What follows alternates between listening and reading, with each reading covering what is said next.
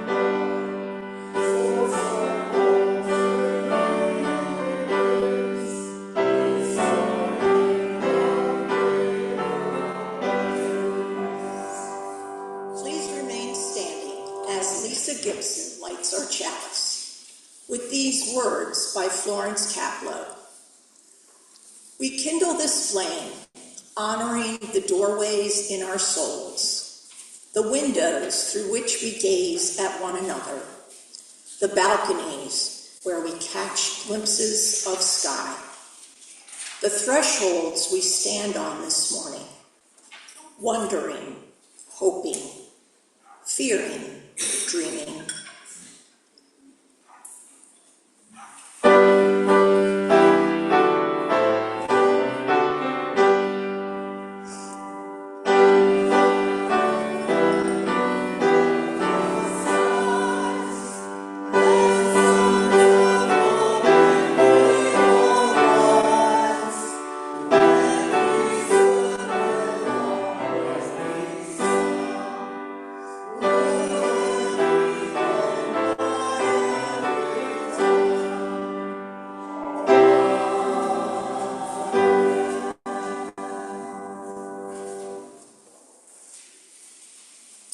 Now it's time for our story for all ages, Sustaining the Tree of Life by Lynn Gardner. The tree stood in the middle of the village. Its trunk was so large that it took 6 people holding hands to reach around it.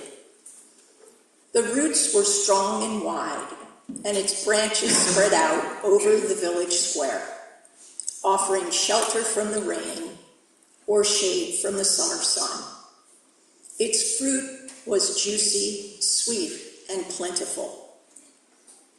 The people of the village loved the tree, Children played beneath it and climbed its lowest branches. Young people knew that if you whispered your dreams to the tree, they were more likely to come true.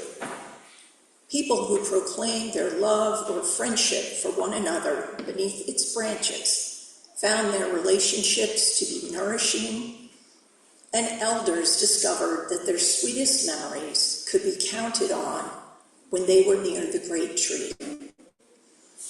The tree had been witness to so much, and when the breezes blew through the leaves, one could hear the echoes of generations, laughter, conversations, dreams, prayers, and songs.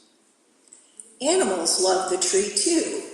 Rabbits lived in burrows under the roots. Squirrels and monkeys lived in the branches.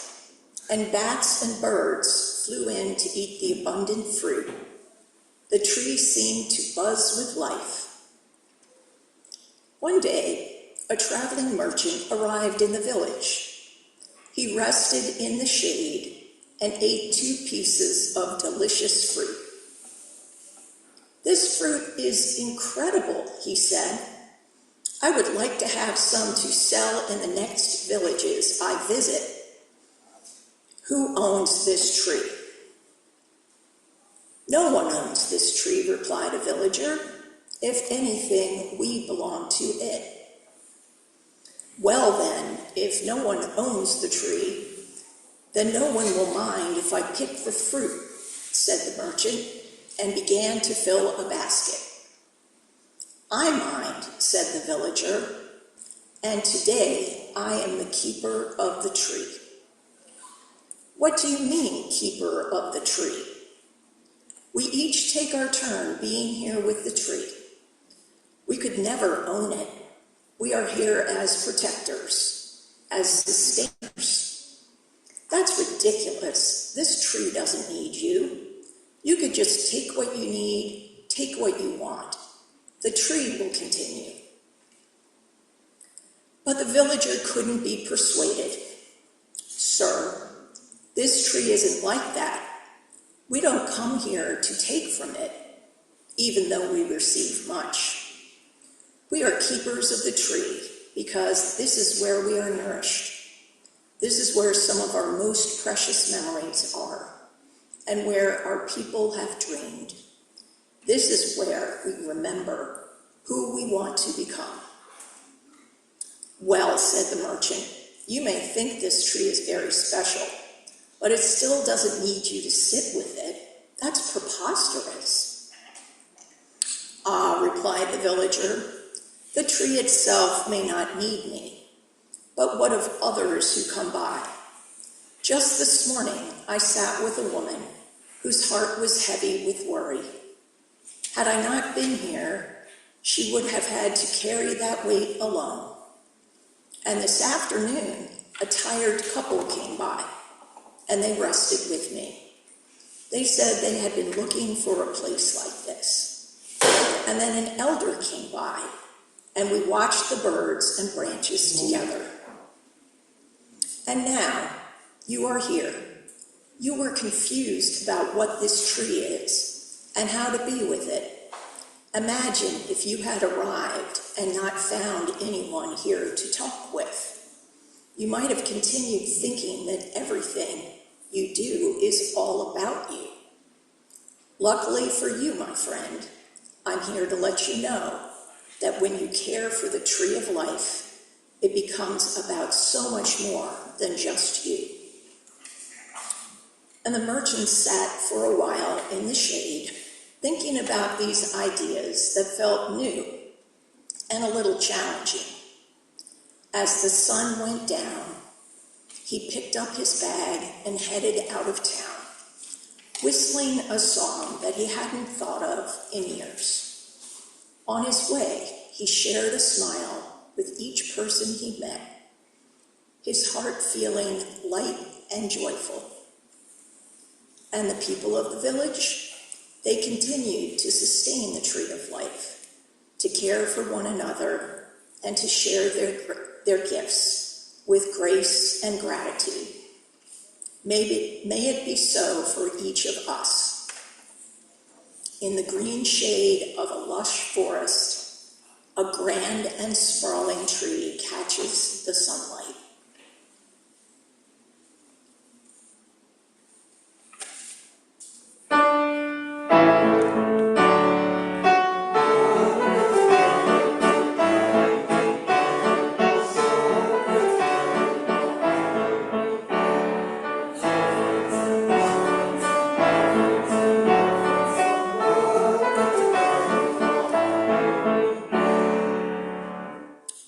Please remain seated for our prayer hymn, number 98, The Loveliest of Trees. Since it's an unfamiliar song, Gabby is going to play it through once, and then the congregation will join.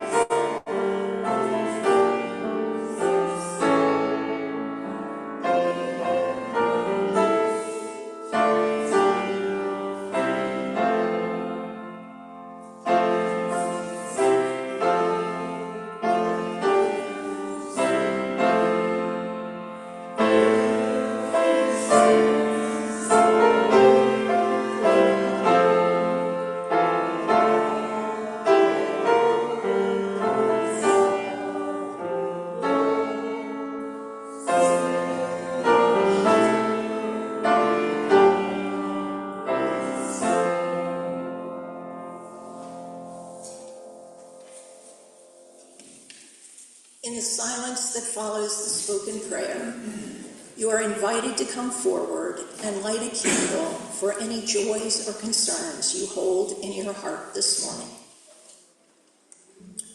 Prayer of Co-Creation by Lynn Cox. Creative Spirit, source of life and love, we give thanks for the beauty of this day and for the company of those assembled here. Thank you for the breezes of change, clearing our heads and bringing fresh ideas.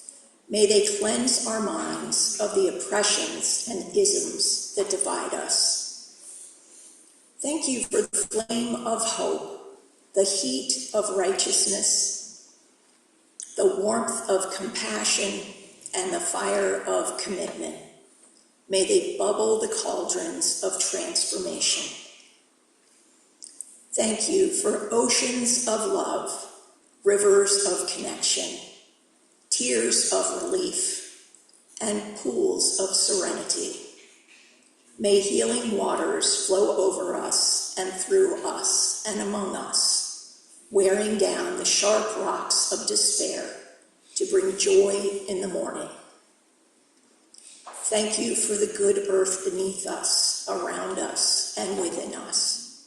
May we take this clay and co-create a new realm of justice and beauty. Thank you for all these and more. We accept our gifts and commit to building, sculpting, painting, singing, and dancing them to life, to abundant life. So be it. Amen.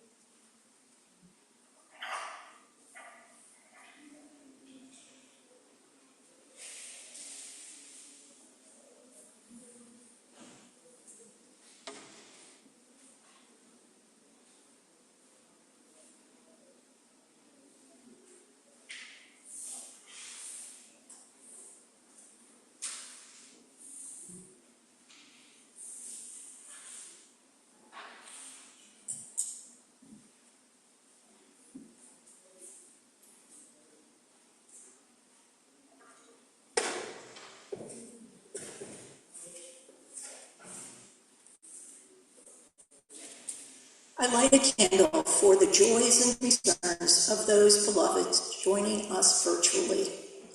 And I light a candle for all else that we hold in our hearts and minds this morning. If your heart is hurting, know that your community is here to help. Please reach out with any needs.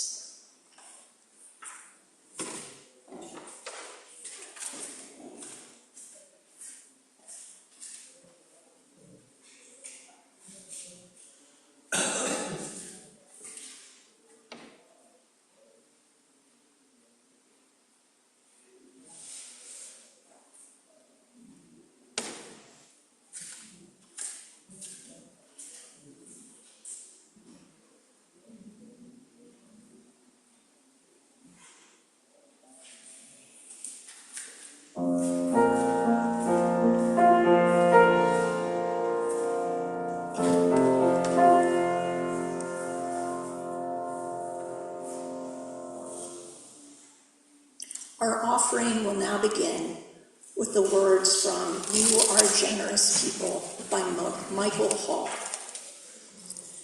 As we approach the time for our offering, give what you will.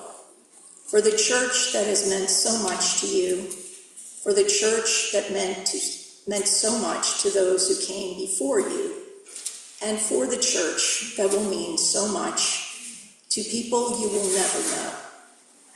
Give what you will, for you are generous people. Please join us in giving so that we may continue to have a place that nurtures our souls and fortifies us to take on the challenges in these trying and troubled times. For those of you watching the service online, I invite you to contribute to our virtual offering plate. You may contribute by clicking the donate button on the Channing website or by sending a check to the church office. The addresses will be posted in the chat. I invite the ushers forward to receive the offering.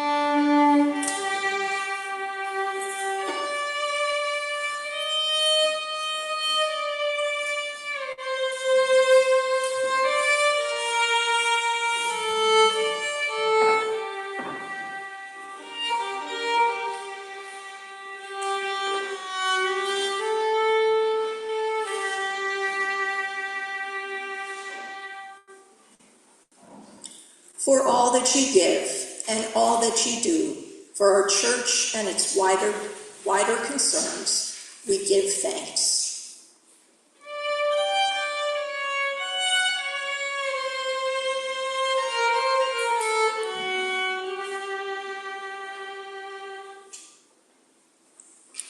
Church by Jennifer Pratt Walter. My church is a ring of alders tilting toward a living pond, backed by the punctuation of tall firs fondling the morning breeze. In my chapel, red-winged blackbird unravels her liquid song in the cattails. The thick mud smell is an incense. A beaver-felled tree is my pew. I toss my donation, red huckleberries, into this humble water where the secret trout leaps. Cedar waxwings are my songs lifting from a hymnal, penned by the water touching the sky, and the courting dragonflies weave my salamander prayer. I need no minister. For that is me, Alpha and Omega, breathing out my own measured days in this wet forest cathedral.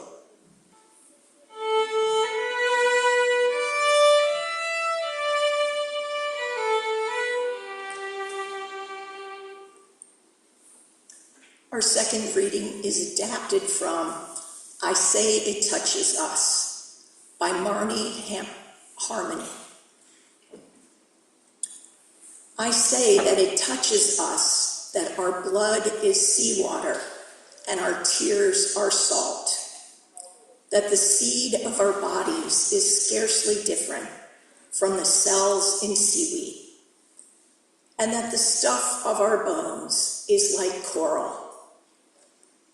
I say that the tide rolls in on us, whether we like it or not, and the sands of time keep running their intended course. I say we have to go down into the waves trough to find ourselves, and then ride her swell until we can see beyond ourselves into our neighbor's eye. I say that we shall never leave the harbor if we do not hoist the sail. I say that we have got to walk the waves as well as solid ground. I say that anyone who goes without consciousness of this will remain chained to a rusty anchor. May the journey find us worthy. Amen. I invite you to rise in body or spirit to join our voices in hymn 1068, Rising Green in the Teal Hymnal.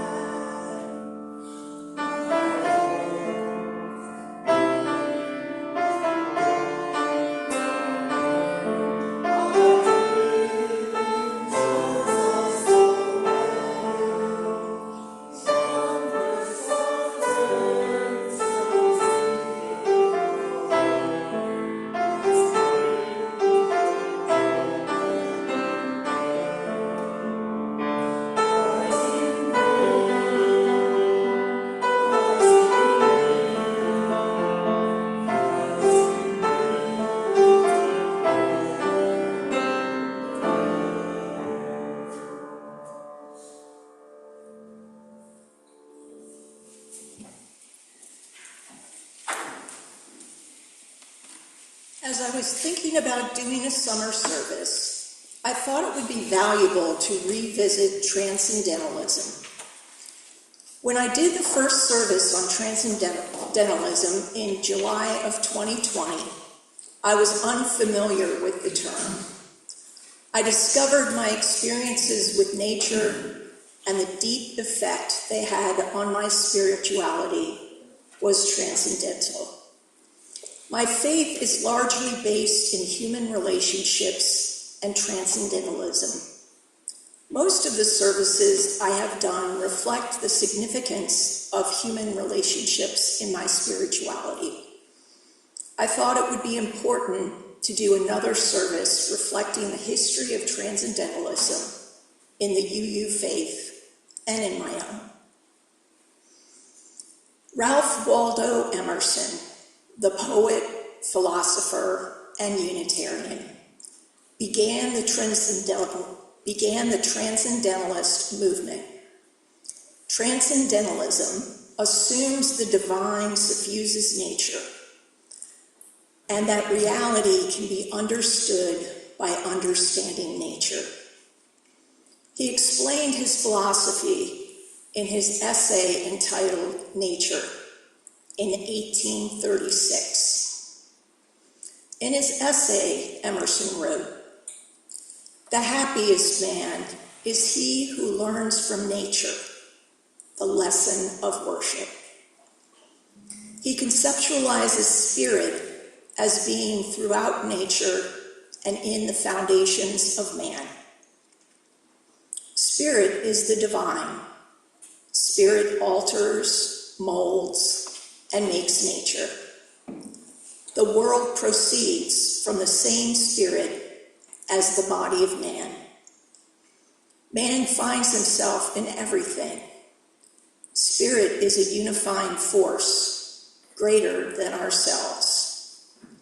Emerson said, "As when summer comes from the south, the snow banks melt, and the face of the earth becomes green before it, so shall the advancing spirit create its ornaments along its path and carry with it the beauty it visits, the song which enchants it. It shall draw beautiful faces, warm hearts, wise discourse, and heroic acts around its way until evil is no longer seen." Henry David Thoreau became a protege of Emerson's after reading Nature while studying at Harvard. Thoreau authored the well-known book On Walden Pond, which propelled the spirituality of nature forward to include the integration of ethics and self-reliance. Interestingly, Thoreau was born a Unitarian, but resigned from the church in 1841. Thoreau believed in reverence for the divine in nature. He believed the universe was composed of nature and the soul.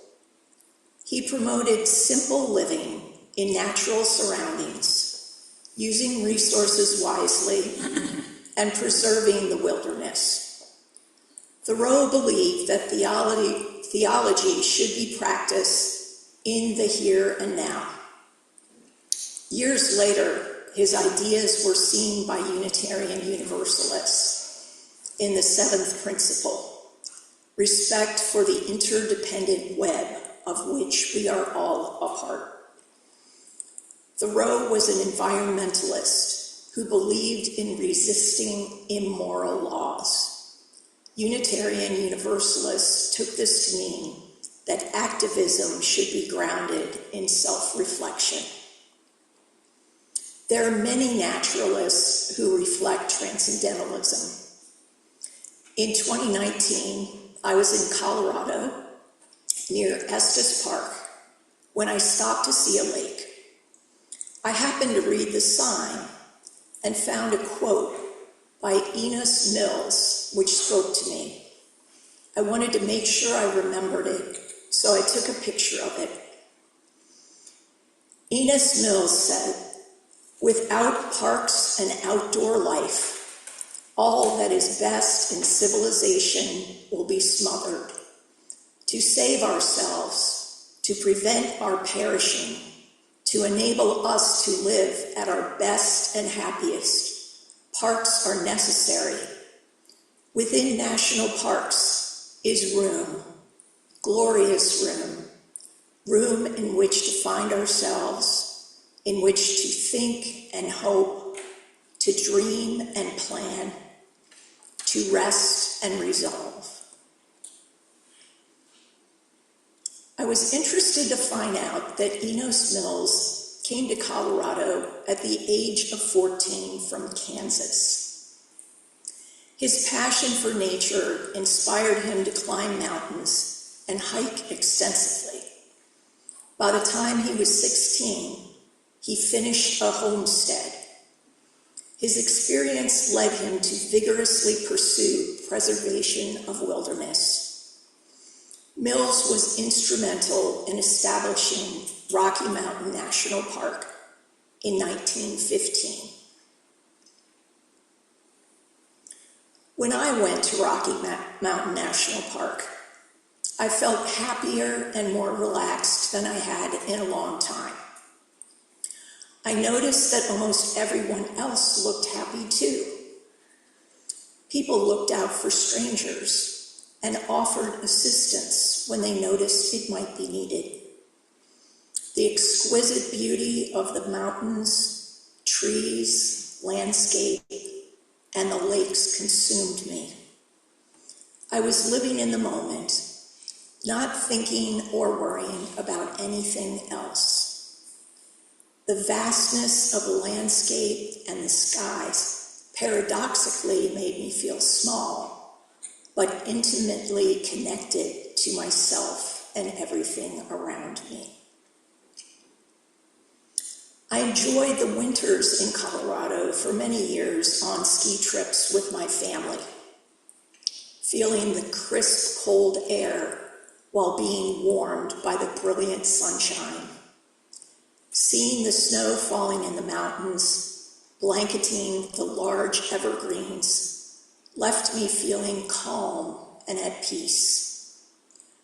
Looking out from the mountaintops gave me a sense of wide open space and room to breathe. I felt healthy, strong, and cleansed of stress. The beauty of the sun shining through the trees on snow-covered mountains was enchanting. I felt my soul enliven and soften. Being there resonated with who I was, my values, and how I wanted to experience the world. I had several religious experiences as a child, which occurred when I was 7 and 8 years old. I remember being at the beach on a beautiful day.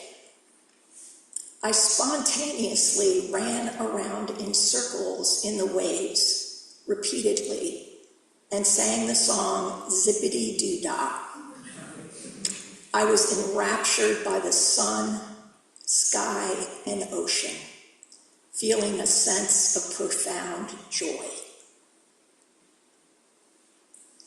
I was visiting Greenwich, Connecticut in the fall with my family.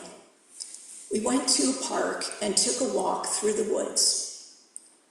I lived in New York City where the leaves turned from green to brown, and we were not allowed to walk on the small areas of grass.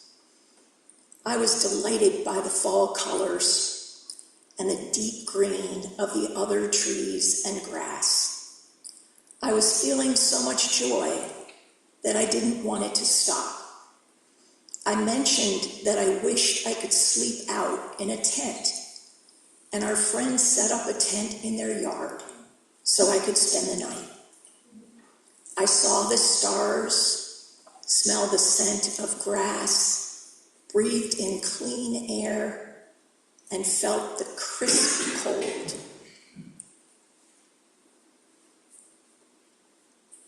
I was walking home by myself in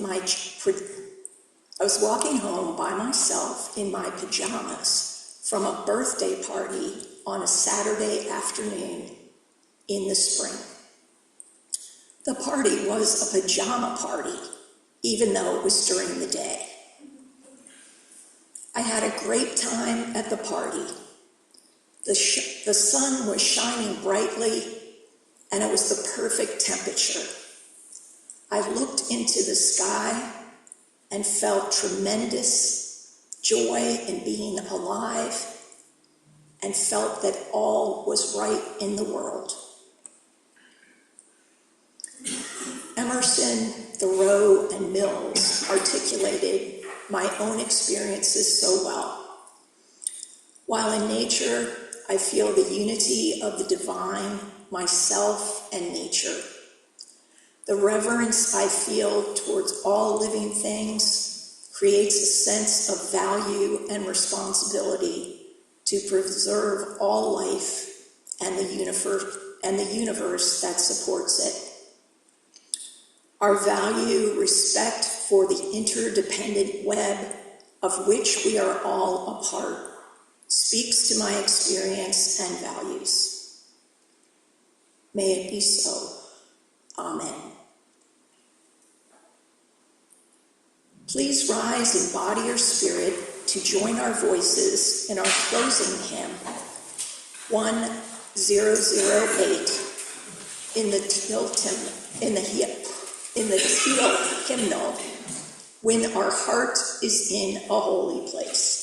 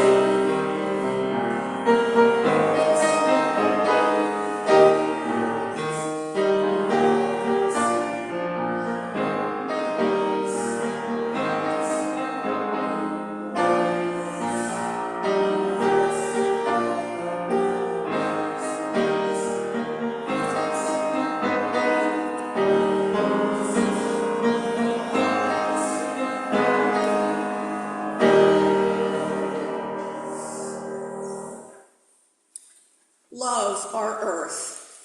Take action to consume less, use less energy, respect water, and be cooperative, collaborative, and creative community.